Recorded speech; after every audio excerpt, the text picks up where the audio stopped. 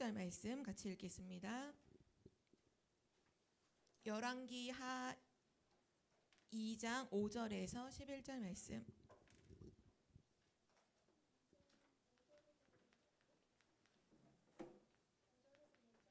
5절에서 11절 말씀까지 교독할게요.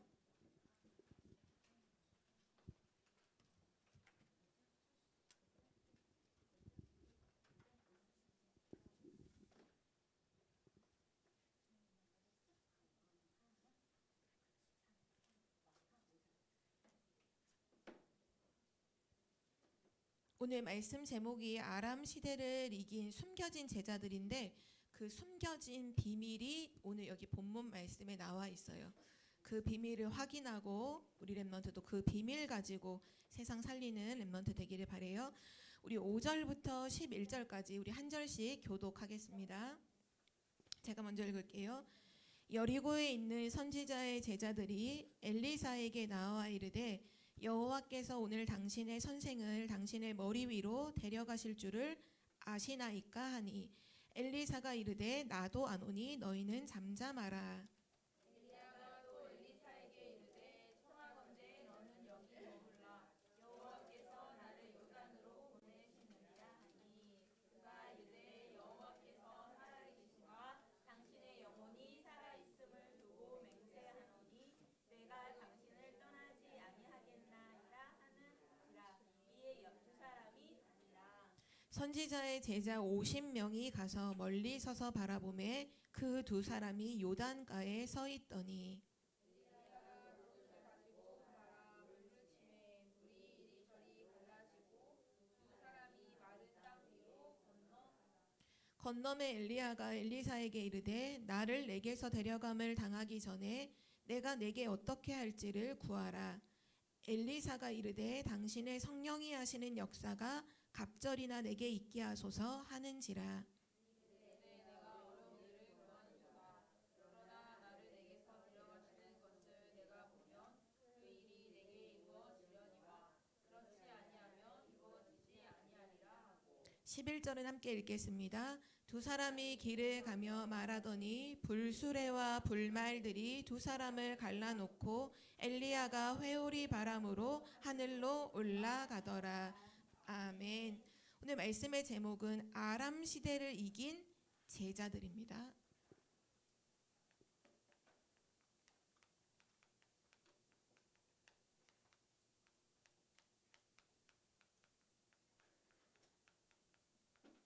그 소제목으로는 숨겨진 제자들 그랬죠. 숨겨진 제자들.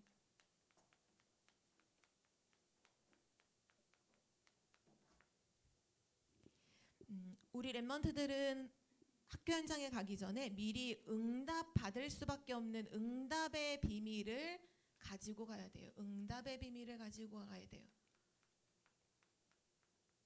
그 응답의 비밀이 뭘까요?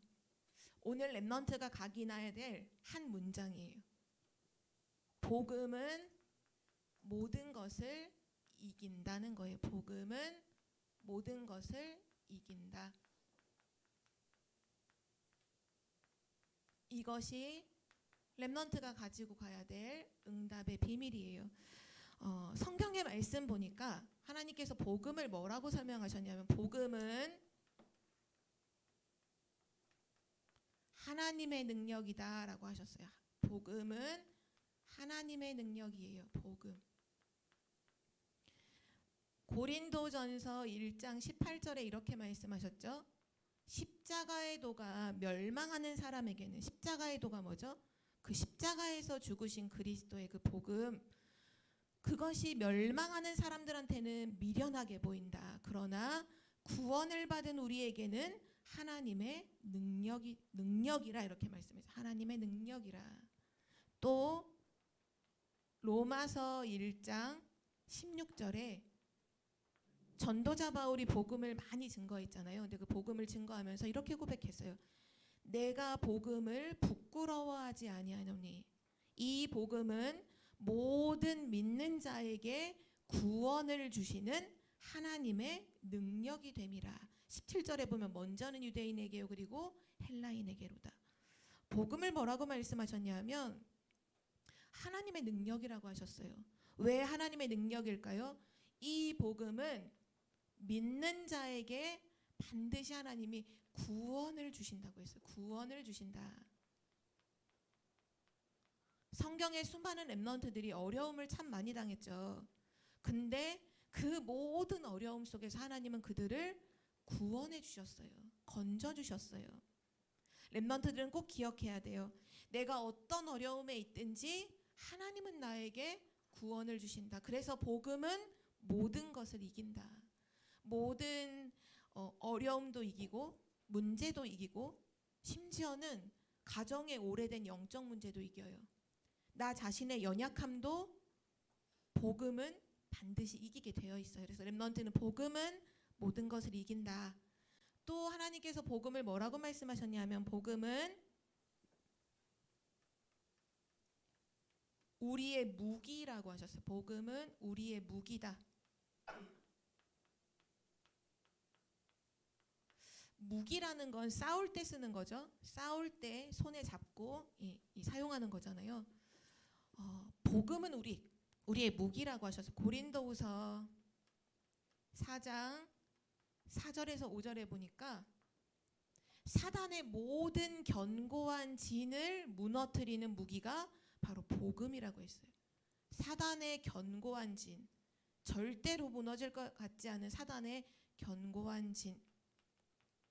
이 진이라는 거는 어떤 의미냐면 군대가 전쟁을 할 때 어느 한 지역에 진을 친다는 건 어마어마한 큰 부대가 거기 머문다는 얘기. 이 말은 뭐냐면 사단의 견고한 진이라는 건 그냥 사단 하나가 아니라 그 사단과 사단이 부리는 모든 귀신과 흑암의 총집합을 말하는 거예요. 그러니까 엄청난 큰 세력을 말하는 거죠.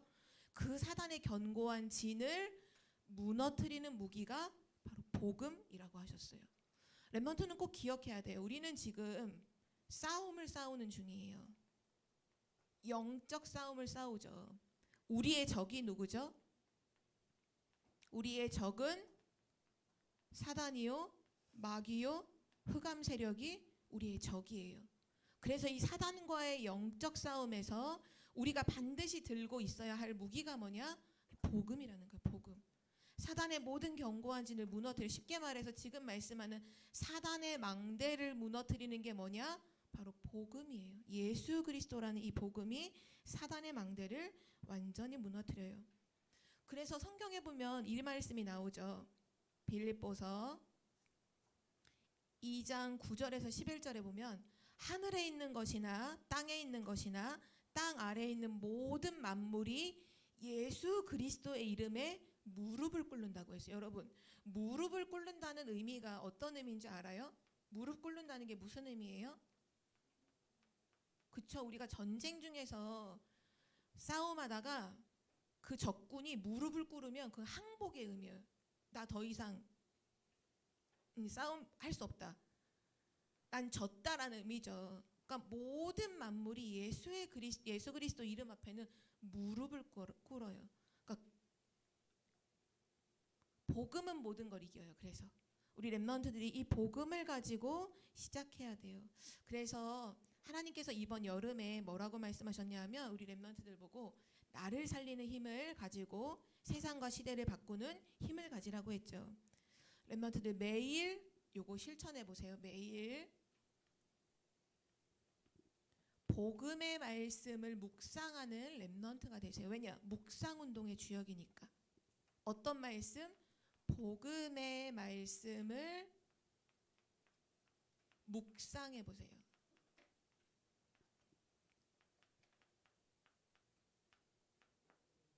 복음의 말씀을 묵상할 때 나도 모르게, 나도 알지 못하는 어마어마한 영적인 힘을 반드시 하나님이 주시죠. 그래서 시편에 다윗이 그런 고백을 하죠. 전쟁을 제일 많이 했던, 그리고 승리를 가는 곳마다 승리했던 다윗이 이런 고백을 하죠. 복 있는 사람은 악인들의 꾀를 따르지 않고 죄인들의 길에 서지 않고 오만한 자의 자리에 서지 않고 오직 여호와의 말씀을 주야로 묵상하는 사람이다 라고 했어요. 하나님의 말씀, 복음의 말씀을 묵상하는 렘넌트는 반드시 힘을 얻게, 어디를 가든지 승리하게 돼요. 그리고 또 뭐 하느냐? 이 복음을 기도로 누리는 렘넌트가 되세요. 복음을 기도로 누리는 렘넌트. 복음을 어떻게 기도로 누리죠? 복음은 예수 그리스도잖아요. 그 예수 그리스도의 이름을 사용하는 거예요. 여러분 학교 현장 가기 전에 하나님 오늘도 예수 그리스도의 이름으로 학교 현장의 흑암을 무너뜨려 주세요. 가정을 놓고도 기도해요. 하나님 우리 가정에 역사하는 모든 흑암이 예수 그리스도 이름 앞에 무너지게 해주세요. 묶여서 꽁꽁 결박돼서 떠나가게 해주세요. 이 복음은 모든 것을 이긴다. 요거에 우리 렘넌트가 진짜 맛을 보고 증인이 되는 한 주간이 되기를 기도합니다. 특별히 오늘은 아람 시대를 이제 마치면서 총 정리를 하는 이제 메시지를 할 텐데요. 아람 시대를 이긴 제자들, 대체 어떤 비밀을 가지고 이 시대를 이겼을까요? 그런 렘넌트가 먼저 아람 시대를 다시 한번 확인하면서 지금 오늘의 시대를 조금 보는 렘넌트가 되길 바래요. 아람 시대는 한마디로 말하면 어떤 시대죠? 우상 숭배하는 시대죠. 그러니까 왕이 모든 사람들을 데리고서 다 뭐하냐? 다 우상 숭배하는 거예요. 산마다 다 제단을 쌓아놓고 바알을 섬기고, 남자 신이죠, 아세라를 섬기고, 여자 신이죠, 우상 숭배를 계속해요. 그래서 이 시대에는요 흑암이 가득했어요. 근데 왜 아람 시대라고 했을까? 원래 요 우상 숭배를 어디가 있는 이스라엘이 했잖아요. 이 우상 숭배를 계속하니까 이 흑암 속에서 아람이라고 하는 강대국이 계속 전쟁을 이렇게 쳐들어오는 거예요. 그래서 아람 시대라고 이름을 지은 거죠. 또 이 시대는 어떤 시대죠? 하나님의 말씀을 증거하는 올바른 선지자를 죽이는 시대예요. 그래서 엘리야가 그런 얘기를 하죠. 모두 다 죽고 뭐 나만 남았습니다. 막 이렇게 고백을 하잖아요. 선지자를 죽이는 시대예요. 이 선지자는 뭐 하는 사람이죠? 하나님의 복음을 백성에게 전하는 사람인데, 이 복음을 전하지 못하도록 선지자를 다 죽이는 시대예요.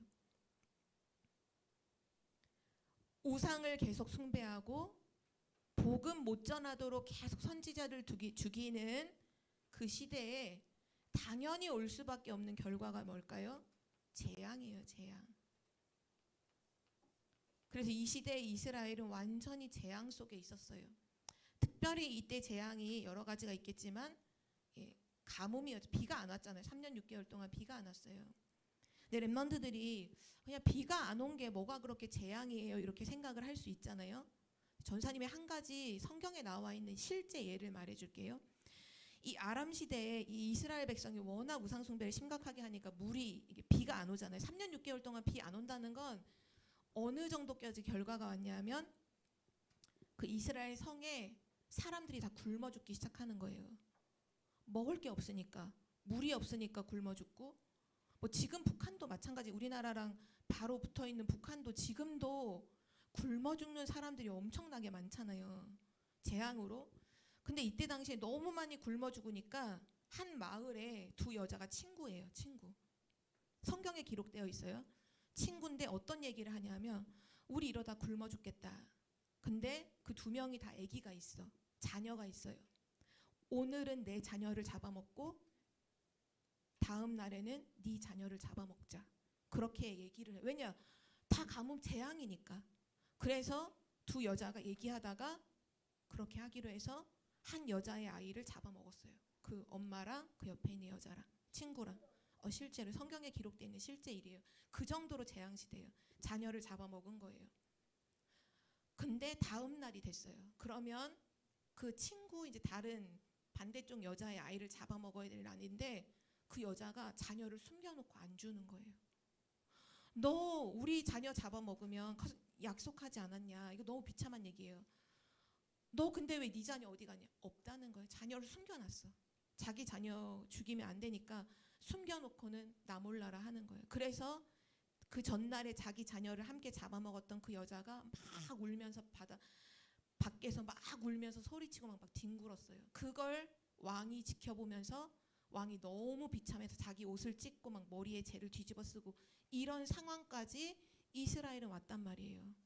재앙 시대인 거 알게. 그냥 말이 여러분 우리가 그냥 말이 재앙 시대가 아니라 정말 심각한 재앙 시대였어요. 이 아람 시대는 자기 자녀를 함께 잡아먹었다니까요. 하나님께서 근데 이 얘기를 지금 우리에게 왜 말씀하실까요? 지금 시대는 어때요, 렘넌트? 렘넌트 지금 시대 보고 있나요? 지금 우리가 살고 있는 시대? 지금 시대는 어떤 시대인가요? 계속 메시지에서 나오죠. 교회가 문을 닫는 시대예요. 지금 유럽은 거의 이미 교회는 힘이 없어요. 교회가 술집으로 이슬람 사원으로 다 팔려갔어요. 교회가 문 닫는 시대예요. 미국도 보니까 1년에 교회 내놓습니다. 교회를 팝니다라고 내놓는 교회가 수백 개가 넘는다잖아요. 1년이 아니죠. 한 달에 수백 개가 넘는데요. 교회에 사람들이 없어요. 사람들이 예배를 드리지 않아요. 교회 가보면 머리가 하얀 할머니 할아버지들밖에 없고 후대들은 아무도 없어요. 그게 유럽과 미국의 현실이에요. 근데 지금 이것이 우리나라도 마찬가지예요. 지금 우리나라에 이렇게 아침에 주일학교 렘넌트 예배 드리는 교회가 있는가 하면 이런 어린아이들이 없어서 어린이 주일학교가 사라진 교회가 몇 퍼센트인 줄 알아요? 60% 이상이에요. 우리나라에 있는 교회의 60% 반 이상은 주일학교가 없어요. 왜? 후대들이 없거든요. 렘넌트들이 교회 안 와. 어린아이들이 후대가 교회 안 와요. 지금 교회가 문 닫는 시대에 왜 그렇게 됐을까요? 교회가 복음을 말하지 않아. 그러니까 교회가 문을 닫는 거예요. 또한 이 복음이 증거되지 못하도록 또 사단이 역사해서 교회가 늘 싸우도록 막 분쟁하도록 막 기사에도 나오잖아요. TV에도 막 교회 얘기들이 막 나오기 시작했어요. 이제 교회에 막 일어나는 사건들, 교회에서 일어나는 싸움들이 막 나와서 불신자들이 막 교회를 욕하고 교회를 우습게 보는 시대가 됐죠. 교회가 문 닫는 시대예요.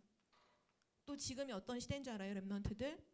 정신병 시대가 아니에요. 렘넌트 정신 차려야 돼요. 지금은 초등 정신병 시대예요.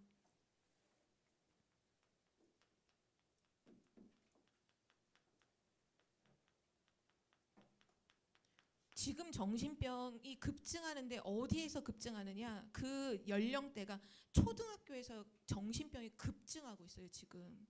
그냥 한두 명 늘어나는 정도가 너무 급하게 정신병이 많이 일어나서 손 쓸 대책이 없어요. 전사님이 이제 그 부산에 계신 목사님에게 들었는데 부산에 있는 한 초등학교는 이제 요즘에 워낙 초등학교에 그 어려움 겪는 친구 분노 조절 장애라든지 ADHD라든지 이런 문제 있는 애들이 많다 보니까 학교 안에 그런 아이들을 관리하는 따로 팀이 구성이 돼요. 그러니까 상담사부터 선생님이 구성이 돼서 그들 관리를 해요. 근데 한 초등학교는 몇 명인 줄 알아요? 그 학교에 학생이 600명.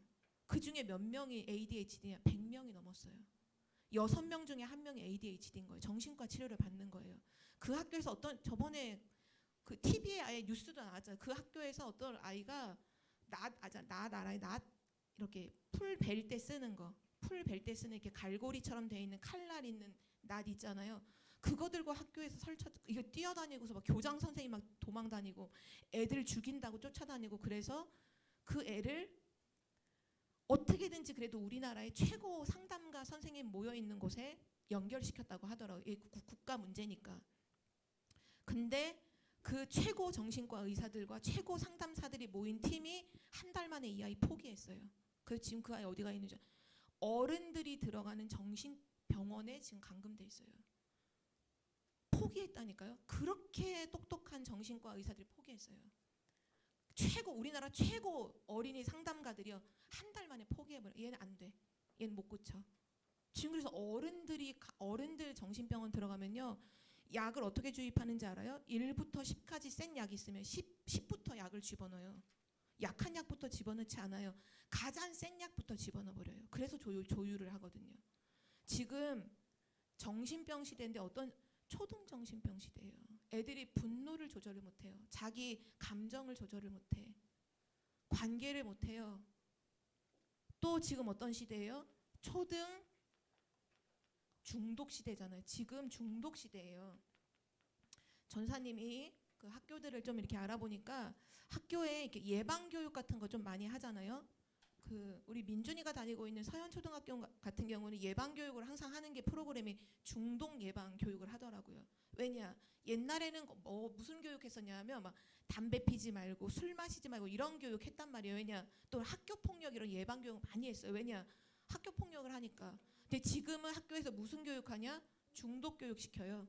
왜냐? 중독된 애들이 너무 많아. 게임 중독 또는 도박 중독된 애들 그렇게 많다잖아요. 도박. 휴대폰으로 도박을 이렇게 돈을 걸고서 게임을 해가지고 돈을 잃기도 하고 따기도 하는 거. 그거 중독돼가지고 너무 많아요. 지금 초등 중독 시대예요. 미디어를 내가 조절을 못해요. 내가 휴대폰을 게임을 조절을 못해요. 엄마가 못하게 하면 갑자기 화가 치밀어 올라. 이미 그거 중독 그 테스트에 보면 이미 중독 단계에 들어간 거예요. 게임을 하다가 게임을 못하게 했을 때 내 감정이 화가 난다? 이미 중독이라고 체크하게 되어 있어요. 랩런트들 어떤가요? 여러분 어때요? 지금 초등 중독 시대예요. 지금 완전 재앙이에요. 그리고 또 마약 시대, 그냥 마약 시대 아니 초등 마약 시대예요. 지금 마약을 누가 판매하는지 초등학생들이 마약 판매해요. 돈 벌려고. 마약 판매하면 돈 많이 벌잖아요. 그래서 초등학생들이 뭣도 모르고 마약 판매하잖아요. 마약 그 판매하는 그 범죄자를 경찰이 잡았는데 보니까 초등학교 6학년이야. 자기가 뭘 하는지도 몰라. 전사님이 그 중고등학생들 범죄한 친구들 와 있는 그 미평 소년원에 있을 때에도 보면 그 성범죄를 저지르는데 성범죄를 이렇게 주도하는 포주 역할을 하는 애들이 중학생이에요. 중학생. 자기 친구들 쫙 세워내놓고 남자들 연결해서 그 범죄에 저질리도록 하는 애들이 중학생이에요. 그것도 여자애들이 그렇게 해요. 너무 충격이에요. 지금 시대 랩런트가 알아야 돼요. 목사님, 유목사님이 계속 정신병 시대, 중독 시대, 마약 시대, 우리는 좀 멀었지. 아니요. 지금 현장에 가보면 초등 다 이렇게 되어 있어요. 한마디로 말해서 지금 시대도 아람 시대랑 달라요? 똑같아요. 재앙 시대예요. 지금도. 지금은 시대가 엄청 발전을 했죠. 비가 안 오나요? 가뭄이 아니잖아요. 시대 발전하고 막 모든 걸 사람들이 막 다 하잖아요. 그런데 재앙은 못 막아요. 이 재앙 대통령도 못 막아요. 의사가 막을 수 있을까요? 정신병? 못 막아요. 정신과 의사가 말했어요. 정신병은 치료 불가능하다. 그냥 약을 먹여서 잠깐 그 약 먹이면 특징이 어떻게 되는지 알아요? 이게 무기력해져요. 사람이 멍해져요. 그러니까 사람을 확 정신을 이 신경을 죽여놓는 게 약이지 치료하는 약은 없어요. 의사도 재앙 못 막아요. 학교 선생님이 재앙 막아요? 못 막아요. 랩런트가 정확하게 알아야 돼요. 지금 아람 시대, 하나님이 왜 아람 시대 이 얘기 왜 하지? 지금 옛날 얘기 왜 하지? 똑같다는 거예요. 지금이랑 똑같아. 다를 바가 없어요. 선지자 죽이는 시대, 교회 문 닫는 시대 똑같잖아요. 재앙 시대 이런 문제들이 오는 시대 똑같잖아요. 그래서 오늘 우리 랩런트는 언약을 잡아야 되는 거예요. 오늘 하나님 주신 언약이 뭔가요? 이 시대를 이긴 제자들이라잖아요. 그러면 우리 랩런트 진짜 집중해야죠. 이 시대를 이겼다고? 이 시대를 이긴 제자들이 있었어요. 이런 재앙이 왔을 때 한마디로 말하면 이 재앙은요, 그냥 모두가 죽는 시대예요. 모두가 죽는 거예요. 누구만 죽는 게 아니라 모두가 죽는 시대가 재앙이에요. 근데 모두가 죽는데 이 시대를 이긴 제자들이 있었다니까요. 그럼 그 제자들이 대체 뭐를 붙잡았는지, 뭘 누렸는지를 우리가 붙잡는다면 이 시대를 이길 수 있는 거죠. 이 시대를 살릴 수 있는 거죠. 그 사람들이 누구였냐 하면 우리 지난주에 봤던 오바댜라고 하는 그 중직자가 자기 집에 숨겼던 선지자들이 있어요. 그 선지자가 100명이었죠. 100명의 선지자를 오바댜가 자기 집에 숨겨서 먹이고 살렸어요. 그 숨겨졌던, 이름은 없지만 숨겨졌던 100명의 선지자들. 또 하나님께서 엘리야에게 호렙산으로 엘리야를 부르셔서 그때 미션을 말씀하시면서 뭐라 말씀하시죠? 바알에게 무릎 꿇지 않은, 더 정확한, 바알에게 입맞추지 않은 7,000명의 제자를 내가 숨겨놨다. 하나님이 숨겨놓으신 7,000명의 제자.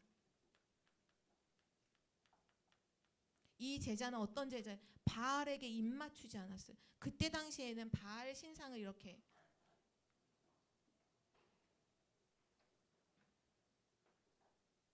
바알 신상을 세워놓잖아요. 이렇게 바알 신상을 세워놓으면 사람들이 와서 뭐를 하냐면 요 바알, 여기 바알에 있는 여기에다가 전부 다 와서 이렇게 사람들이 다 와서 여기다가 입을 맞춰요. 여기 발바닥에다, 우상 발바닥에다가 사람들이 입을 맞춰요. 또는 손으로 막 이렇게 쓰다듬고 입을 맞춰요. 그게 우상 숭배하는 방식이에요. 그러다 보니까 이 바알 우상을 보면 여기만 반짝반짝 빛이 나. 하도 사람들이 입을 맞춰가지고 이 달아서 반짝반짝 빛이 날 정도예요. 하나님 말씀하셔서 바알에게 입 맞추지 않은 7,000명의 제자가 남아있다. 그리고 나중에 중요한 선지자들을 훈련시켰던 도단성이라고 하는 그 곳에 이 도단성에 있던 제자가 있죠.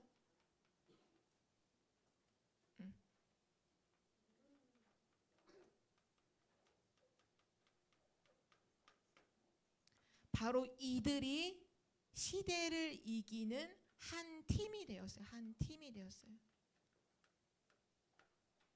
도단성에 사실 있었던 제자는, 이땐 도단성은 지금으로 말하면 렘넌트들을 키운 거예요. 후대들을 키운 건데 100명의 선지자와 7,000명의 제자와 또 도단성에 있었던 많은 후대들, 그들이 한 팀이 돼서 아람 시대를 완전히 이겼어요.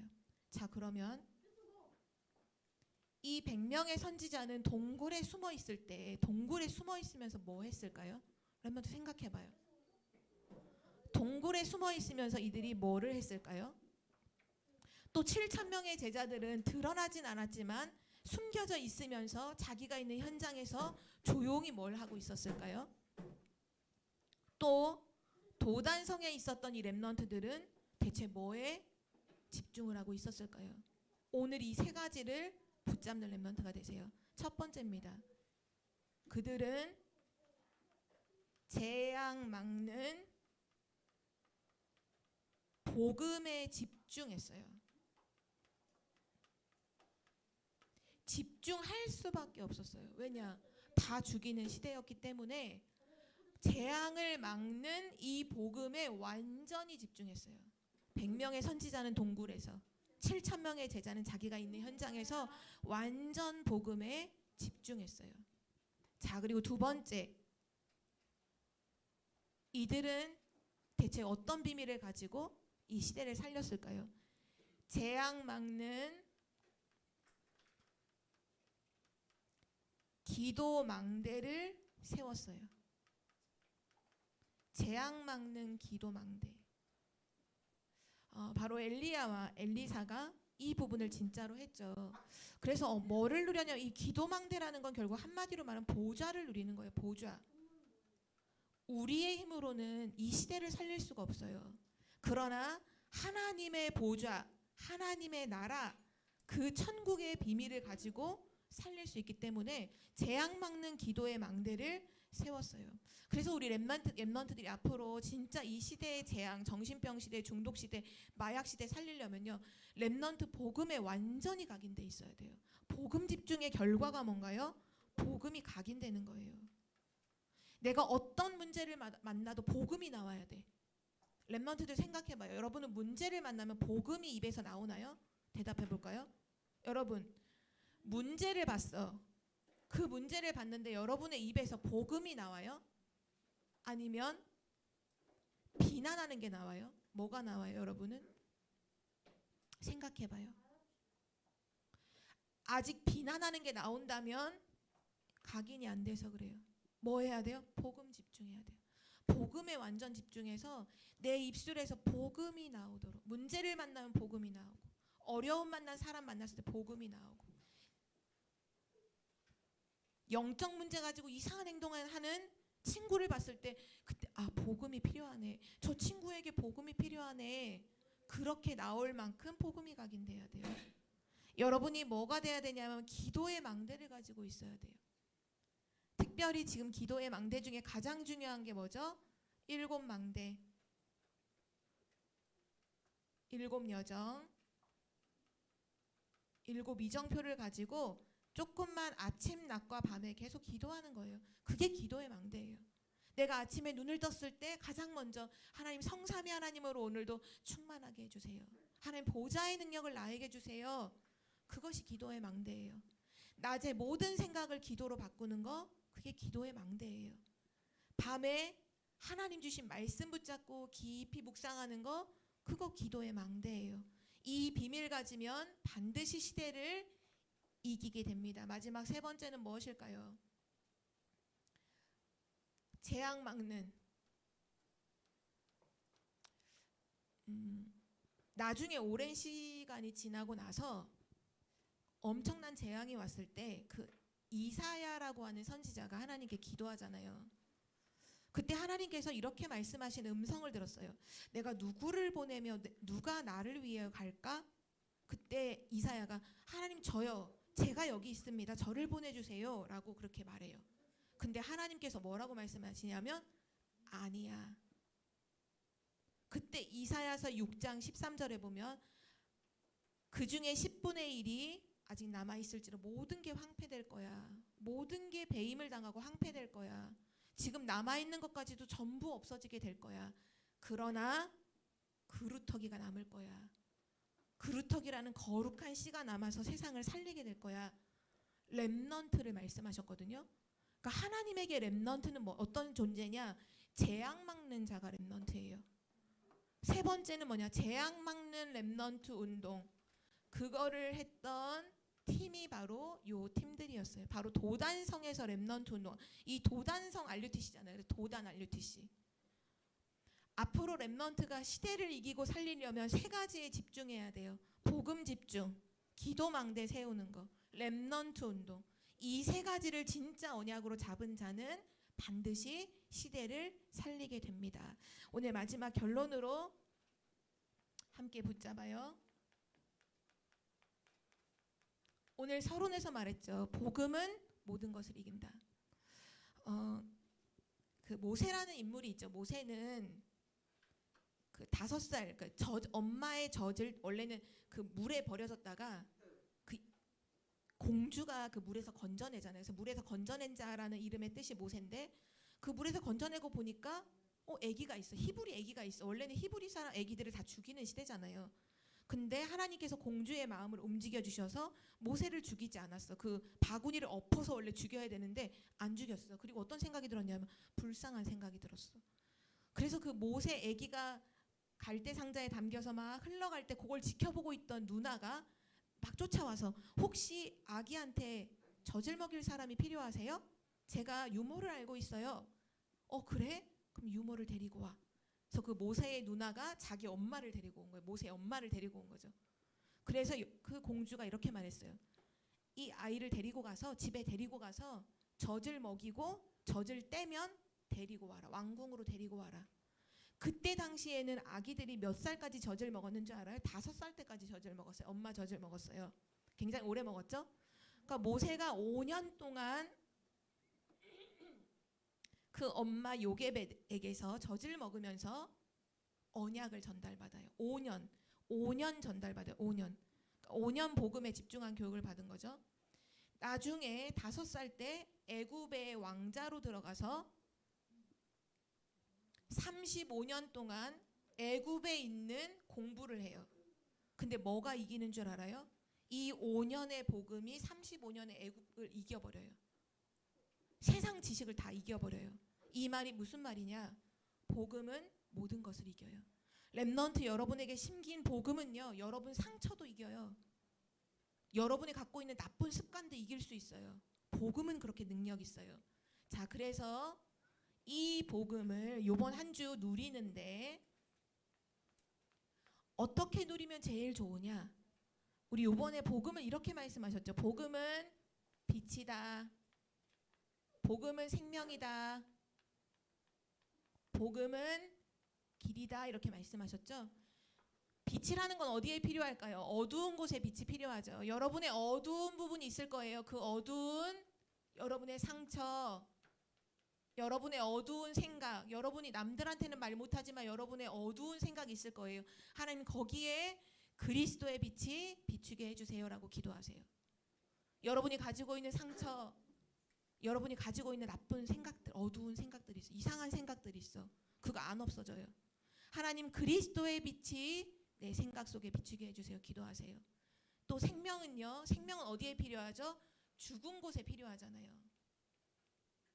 죽어있는 나의 삶, 죽어있는 나의 마음, 죽어있는 나의 영혼, 하나님 이곳에 생명 되신 그리스도가 임하게 해주세요라고 기도하세요. 여러분에게 죽어있는 부분 또는 여러분 가정에 죽어있는 부분이 있어요. 거기에 그리스도의 생명이 임하게 해달라고 기도하세요. 마지막 세 번째죠. 그리스도는 길이에요. 어떤 길이요? 하나님이 임하시는 길. 이번 한 주간 동안 어디에 있든지 하나님과 함께하는 그 행복한 복음을 누리세요. 왜냐? 복음은 모든 걸 이겨요. 복음이 이기지 못하는 건 세상에 없어요. 복음은 모든 걸 이겨요. 우리 렘넌트들이 이 언약 한 가지를 가지고 승리하는 이번 주 되기를 기도합니다. 우리 두 손 모으고 눈 감고, 아직 예배 안 끝났어요. 같이 기도합니다. 하나님 감사합니다. 이번 한 주간 동안 모든 것을 이기는 복음의 능력을 붙잡는 렘넌트가 되게 하여 주옵소서. 예수가 그리스도라는 이 복음이 우리 렘넌트에게 빛으로, 생명으로, 길로 역사해 주옵소서. 그래서 반드시 시대를 살리고 시대를 치유하는 주역이 되게 하옵소서. 감사드리며 예수 그리스도의 이름으로 기도드립니다. 아멘.